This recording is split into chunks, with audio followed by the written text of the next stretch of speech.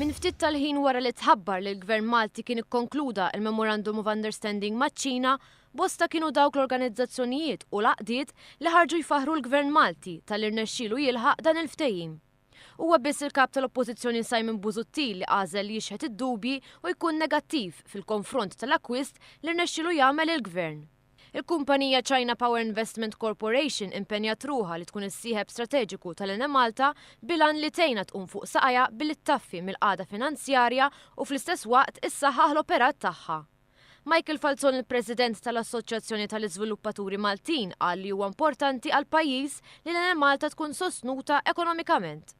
Mingħajr prezz adekwat tal-enerġija fisser Falzon ma jsir ebda progress.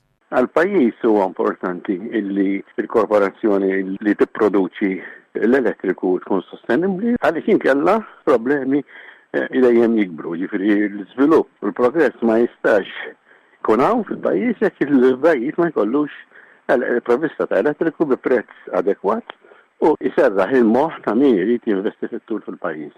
Falzon spjega li l-Assoċjazzjoni tal-Iżviluppaturi Maltin laqet il-ftehim b'mod pożittiv hekk kif dan tħabbar.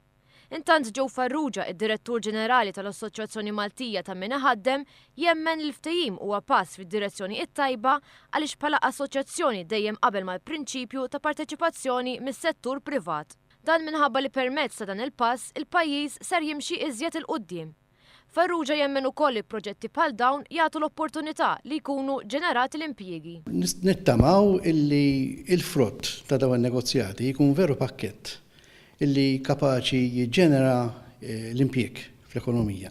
Forsi li anki jutilizza l-impjegati tal-Ene Malta illi fiċ-ċirkostanzi attwali jistgħu jkunu underutilized.